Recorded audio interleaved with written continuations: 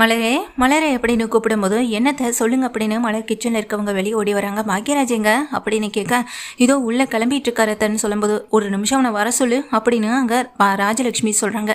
மலரும் உள்ளே போய் உங்களை அத்தை கூப்பிடுறாங்கன்னு சொல்லும்போது இதோ வர மலருன்னு சொல்லிட்டு பின்னாடியே பாக்யராஜும் வராங்க. சுரேஷ் வெளியே வாடா அப்படின்னு கூப்பிடும்போது சுரேஷ் மதின்னு 2 பேருமே வெளியே வராங்க. இப்போ எதுக்கு எல்லாரையும் இங்கே ஹாலுக்கு கூட்டிகிட்டு இருக்க அப்படின்னு சொல்லி அங்கே ராகவன் கேட்க, எல்லாம் முக்கியமான விஷயமா தாங்க அப்படின்னு சொல்கிறாங்க. என்ன விஷயம் அப்படின்னு சொல்லிட்டு அங்கே கேட்குறாங்க. வந்து நிற்கிற பாக்யராஜும், ஒன்றும் இல்லைடா பாக்யராஜ், இது தானே மாதம் முதல் வாரமும் ஆயிடுச்சு. அம்மா உனக்கு சம்பளம் போட்டிருப்பாங்களேன்னு சொல்ல, அதெல்லாம் போட்டாங்கம்மா அப்படின்னு சொல்லிட்டு இருக்காங்க. எப்போதுமே இந்த வீட்டு செலவு எல்லாத்தையும் பாக்யராஜ் தான் பார்த்துக்கிட்டு இருக்கான். புதுசாக நீ வேற இந்த வீட்டுக்கு வந்திருக்க, அதுவும் இல்லாமல் உன்னுடைய சம்பளம் வேற 20,000 தான் சொன்னேன். அதுவே மாத செலவுக்கு 10 பத்தலையோ பரவாயில்ல, உனக்கு வேலை பர்மனெண்ட்டாக கிடைக்கிற வரைக்கும் கொடுத்த சம்பளத்தை இந்த வீட்டு செலவுக்காக கொடுத்துட்டீங்கன்னா கொஞ்சம் நல்லாயிருக்கும். சுரேஷ் அவன் எப்போதுமே வீட்டுக்காக பணம் கொடுத்துட்டு தான் இருக்கான் அப்படின்னு சொல்லும்போது மதியம் அப்படியே அதிர்ச்சியோட பார்க்குறாங்க. அத்தை அது வந்து அப்படின்னு மலர் பேச வரும்போது, மலர் நீ வீட்டில் சும்மா தானே இருக்கேன், உனக்கு இதை பற்றியெல்லாம் எதுவும் தெரியாது, நீ இதை பற்றி எதுவும் பேச வேணான்னு சொன்ன உடனேயே பாக்யராஜுக்கு ஒரு மாதிரி ஆகிடுது. மலரை பார்த்துட்டு நீ என்ன பேசுகிறேன்னு தெரியாமல் நின்றுட்டு இருக்காங்க. அம்மா இப்போதாம்மா நானும் வேலையில் ஜாயின் பண்ணியிருக்கேன், இந்த மாதம் எனக்கு சம்பளம் கடைசியில் தான் வரும் அப்படின்னு சொல்ல, சரிடா சுரேஷ், பல நாள் அதாவது வேலை இழந்து இருந்தது இவளால் தானே, அப்போ இவ இந்த குடும்பத்தை பார்த்துக்கிறதுல ஒன்றும் தவறு இல்லையே. எப்போதுமே இங்கே வீட்டு செலவுகள் எல்லாத்தையுமே பாக்யராஜ் தான் பார்த்துக்கிட்டு இருந்தான், பாக்யராஜ் தான் எல்லாத்தையும் இந்த வீட்டுக்கும் செஞ்சுக்கிட்டு இருப்பான்னு சொல்ல, இதை கேட்ட மாதிரியும் சரின்னு தலையாட்டிகிட்டு இருக்காங்க. என்ன நீ, நான் இவ்வளோ தூரம் பேசிக்கிட்டே இருக்கேன், நீ பாட்டுக்கு யாருக்கோ எதையோ சொல்லிட்டு இருக்காங்கன்ற மாதிரி நின்றுட்டு இருக்கவ அப்படின்னு சொல்லும்போது, இல்லை அது வந்து அப்படின்னு சொல்லும்போது, உனக்கு சம்பளம் போட்டாங்களான்னு சொல்லி கேட்க, அது வந்து அப்படின்னு தயங்கி நிற்கிறாங்க. சொல்லு மதி, போட்டாங்கன்னா கொஞ்சம் வீட்டு செலவுக்கு பணத்தை கொடுத்தனா நல்லா இருக்குல்லன்னு சொல்ல, 5,000 ரூபா தான் இருக்குது என்கிட்ட அப்படின்னு சொல்கிறாங்க. 5,000 ரூபாயா, என்னமோ சம்பளம் 20,000 அப்படின்லாம் சொல்லிட்டு இருந்தேன், நான் கூட ஏதோ 2 லட்சம் 3 லட்சம் கொடுக்கலனாலும் 20,000 கொடுக்குறாங்களே நினச்சிக்கிட்டு இருந்தேன்.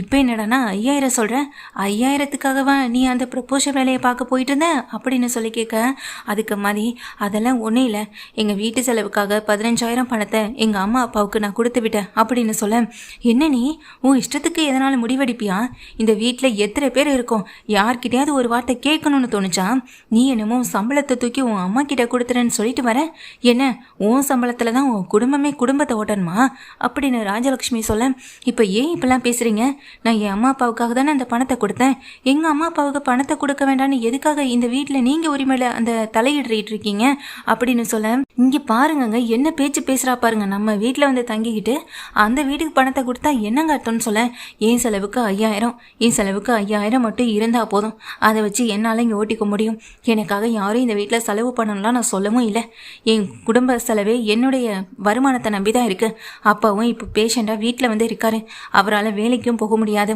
அம்மா எங்கள் வீட்டில் இருக்காங்க, அப்பாவை பார்த்துக்கணும், தங்கச்சி படிச்சுட்டு இருக்கான், அது போக அவங்க வீட்டு செலவு அப்புறம் தங்கச்சி படிப்பு செலவுன்னு எல்லாத்தையும் அந்த வீட்டுக்கு மூத்தவளாக இருந்து நான் தான் பார்த்துக்கணும், அதை வேணா செய்யக்கூடாதுன்னு எப்படி நீங்கள் சொல்லலாம், எங்கள் அப்பா என்னை கஷ்டப்பட்டு படிக்க வச்சுருக்காங்க, அதுக்காக நான் அவங்களுக்கு செய்கிற ஒரு கடமையாக இதை கூட செய்யக்கூடாதுன்னா எப்படி அது அப்படின்னு சொல்ல, பாத்தியடா சுரேஷ், உன் பொண்டாட்டி எப்படி எதிர்த்து பேசுகிறா பாரு, இந்த வீட்டில் எது எப்படி இருக்கணும்னு அவளுக்கு சொல்லி போய்ட்டு புரியவை, இனி அடுத்த மாதம் சம்பளத்தெல்லாம் மொத்த பணத்தையும் கொண்டு போய் அவங்க வீட்டில் கொடுத்துட்டு வரக்கூடாதுன்னு சொல்லி வைன்னு சொல்ல, யார் என்ன சொன்னாலும் நான் கேட்க போகிறதில்ல, பின்ன இதுக்காக தேவையில்லாமல் இந்த விஷயத்தை பற்றி பேசி இன்னும் பெருசுப்படுத்திட்டு இருக்கீங்க, பணம் முழுக்க எங்கள் அம்மா அப்பாவுக்கு தான் நான் போய் கொடுக்கவும் செய்வேன், அவங்கள பார்த்துக்க வேண்டிய கடமை எனக்கு இருக்குது அப்படின்னு சொல்ல, இதை கேட்டதும் அங்கே நின்றுகிட்டு இருக்க அவங்க ராகவனுக்கும், என்ன நீ இங்கே ராஜலட்சுமி உன் மாமியார் அவள் இவ்வளோ தூரம் எடுத்து சொல்லிட்டு இருக்க, நீ யார் பேச்சையும் கேட்க மாட்டானா என்ன அர்த்தம், திரும்ப உங்கள் அம்மாவையும் அப்பாவையும் கூப்பிட்டு வச்சு நான் பேசணுமான்னு சொல்ல, நீங்கள் கூப்பிட்டாலும் அவங்க வரப்போகிறதில்ல, பின்ன எதுக்காக நீங்கள் அவங்கள மேலும் மேலும் கஷ்டப்படுத்திட்டு இருக்கீங்க, உங்கள் தங்கராஜ் மாப்பிள்ளை இப்படி தான் நடந்துக்கிறாரா, சொல்லப்போனால் நியாயமாக பார்த்தா என்னை கல்யாணம் பண்ணிட்டு வந்த இந்த சுரேஷ் இருக்காரு, இவன் தான் எங்கள் குடும்பத்தையும் பார்த்துக்கணும், அப்படி தானே உங்கள் தங்கராஜ் மாப்பிள்ளை தலையில் தூக்கி கொண்டாடிட்டு இருக்கீங்களே, அவரை இந்த வீட்டில் நீங்கள் நடத்திக்கிட்டு இருக்கீங்க, அவரும் உங்களுக்காக என்னென்னமோ செலவு செய்யத்தானே செய்கிறாரு, அப்போது அந்த வீட்டில் இருக்கவங்க நீ அங்கே போகக்கூடாது, நீ அங்கே செய்யக்கூடாதுன்னு ஏதாவது சொல்லி அவரை அதே வீட்டில் இருக்க வைக்கிறாங்களா, அப்படியெல்லாம் எதுவும் இல்லைல்ல, அப்படி பார்த்தா உங்கள் பையன் சுரேஷ்க்கும் அதே மதிப்பு மரியாதை எங்கள் வீட்டில் கிடைக்கணும்னா அதுக்கேற்றது போல இவர் நடந்துக்க தான் செய்யணும். இவர் எனக்கும் இவருக்கும் இங்கே பிடிக்காம கல்யாணம் பண்ணிக்கிட்டோம், அதனால வேணும்னா இவர் அமைதியாக இருக்கலாம். ஆனால் அதுக்காக நான் எதுக்கு அமைதியாக இருக்க முடியும்? எங்கள் அம்மா அப்பாவுக்கு செய்ய வேண்டியதை நான் செய்ய தான் செய்வேன். நீங்கள் என்ன நினச்சாலும் சரி, என்ன பண்ணனாலும் சரி, நான் என்ன நினைக்கிறேனோ அதை தான் செய்வேன். நான் ஒன்றும் தப்பாக எதுவும் செஞ்சலையே, தப்பாக எதுவும் இங்கே யார்கிட்டே கொண்டு போய் பணத்தை கொடுக்கலையே. எங்கள் அம்மா அப்பாவுக்காக தானே கொடுக்குறேன். அதை கொடுக்கக்கூடாதுன்னு சொல்கிற உரிமையோ இங்கே யாருக்கும் இல்லை. அதை அவங்க வாங்குவாங்க, செலவு பண்ணுவாங்க அப்படின்னு சொல்லிட்டு இங்கே மதி சொல்லும்போது அதை கேட்ட மலருமே அதிர்ச்சியோட பார்க்குறாங்க. இங்கே பாக்யராஜ் மலரை பார்க்க இருந்தாலும் மதிக்கு ரொம்ப தைரியம் ஜாஸ்தி தாங்க அப்படின்னு சொல்லி இங்கே மலர் பேசிக்கிட்டு இருக்கும்போது, என்னடா சுரேஷ் வாய்க்கு வந்தது போல் வீட்டில் இருக்க எல்லாரும் எதிர்த்து பேசிக்கிட்டு இருக்கா, நீ என்னடானா அமைதியாக நின்று வேடிக்கை பார்த்துட்டு இருக்கான்னு சொல்ல, அம்மா இதெல்லாம் ஒரு பெரிய விஷயமே இல்லை. அவங்க வீட்டில் பையன் இல்லை, ஒரு தங்கச்சி, அம்மா அப்பாவுக்கு உடம்பு முடியாமல் இருக்காங்க. அவள் சொல்கிறது நியாயமான ஒரு விஷயம் தானே, அதில் எந்த தவறு இருக்க மாதிரி எனக்கு தெரியலையே.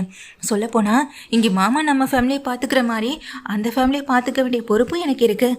என்ன ஒன்று, 2 பேருக்கு பிடிக்காமல் கல்யாணம் ஆனதுனால நானும் இந்த விஷயத்தில் தலையிடாமல் இருக்கேன். அம்மா இந்த வீட்டுக்கு ஒரு மகனாகவும் அந்த வீட்டுக்கு ஒரு மருமகனாகவும் சொல்கிறேன். மதி பண்ணுறதுல தவறு இல்லைன்னு தான் தோணுது. அதனால் அவள் சம்பள பணத்தை இந்த வீட்டில் யாரும் கேட்கவும் வேணாம் அப்படின்னு சொல்லிட்டு சுரேஷ் எனக்கு வேலைக்கு நேரம் ஆயிடுச்சுன்னு சொல்லிட்டு கிளம்பவும் செய்ய, என்னங்க இவன் பிடிக்காமல் கல்யாணம் பண்ணிட்டேன்னு சொன்னால், ஆனால் பிடிக்காதப்பயே இவளுக்கு இவ்வளோ சப்போர்ட் பண்ணுறான்.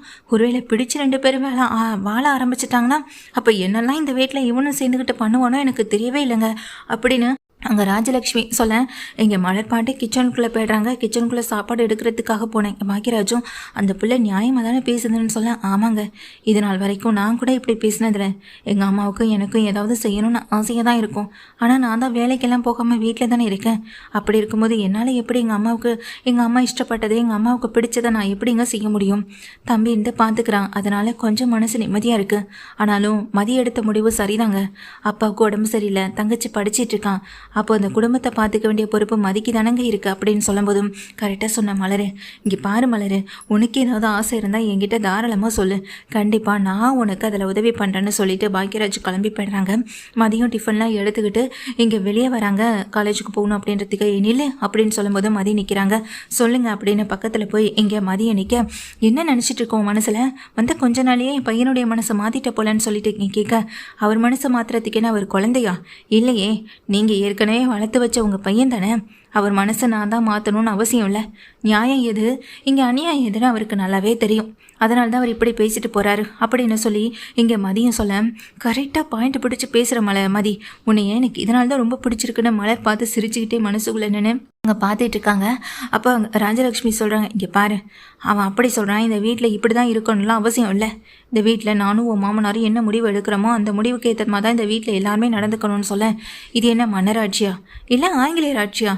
நீங்கள் சொல்கிறதை கேட்டு இந்த வீட்டில் நானும் நடந்துகிட்டு இருக்கிறதுக்கு எனக்கு எது சரின்னு படுதோ அதை தான் நான் செய்வேன். அது தப்புன்னு நீங்கள் நினச்சிங்கன்னா, இல்லை அது தப்பாக இருந்ததுன்னு என் மனசுக்கு தோணுச்சுன்னா கண்டிப்பாக அதை நான் திருத்திப்பேன். தப்பே பண்ணாதப்போ நீங்கள் சொல்கிறத நான் எதுக்காக திருத்தணும், நான் எதுக்காக மாற்றிக்கணும்? திரும்ப திரும்ப இந்த விஷயத்தை பற்றி என்கிட்ட பேச வேணாம். அப்புறம் நான் எனக்காக எடுத்துக்கிற 5000 ரூபாயை கூட சேர்த்து மொத்தமாக எங்கள் வீட்டில் நான் கொடுத்துட்டு தான் வருவேன். ஏன்னா எனக்கு கல்யாணம் பண்ணி என் விருப்பமே இல்லாமல் கூட்டிகிட்டு வந்தது இந்த வீட்டில் இருக்க நீங்கள் தானே. அப்போ நீங்கள் தானே என்னை பார்த்துக்கணும் அப்படின்னு இங்கே மதி அவங்க முகத்தில் அடிக்கிற மாதிரி பேசிட்டு அந்த இடத்த விட்டு கிளம்பி போக, இங்கே ராஜலக்ஷ்மியும் அவமானப்பட்டு நிற்கிறாங்க. மதிக்கு இங்கே சப்போர்ட் பண்ணி, அதாவது மனசுக்குள்ளே நினச்சிட்டு இருந்த இங்கே மலர் ஒரு நிமிஷம் தன்னை அறியாமல் கைத்தட்டி சிரிக்கவும் செய்ய, இங்கே ராஜலக்ஷ்மி பார்த்து முறைச்ச உடனேயே இங்கே உள்ளே போய்ட்றாங்க மலரும். இங்கே மதி தான் வேலையை பார்த்துட்டு அவங்க கிளம்பி போகவும் செய்கிறாங்க. யார் என்ன சொன்னாலும் இவ கேட்க மாட்டா போலையே. இன்னைக்கு எத்தனை காலத்துக்கு இவகிட்ட நம்ம சமாளிக்க போகிறோன்னு தெரியலையே. இந்த வீட்டுக்கு மலரும் தான் வந்தா 6 வருஷமாக நம்ம சொன்னதை கேட்டுக்கிட்டு நமக்கு ஏற்றது போல இந்த வீட்டில் வாழ்ந்துக்கிட்டு இருக்கான். ஆனால் இவ வந்த ஒரு நாளே எல்லாரும் மாற்றிடுவா போலையே. ஃபஸ்ட்டு மலரை பார்த்த முயற்சி பண்ணா, இப்போ சுரேஷ், அடுத்து இந்த வீட்டில் வேறு யாருன்னு ஒரு பயத்தோடு நின்றுக்கிட்டு இருக்காங்க.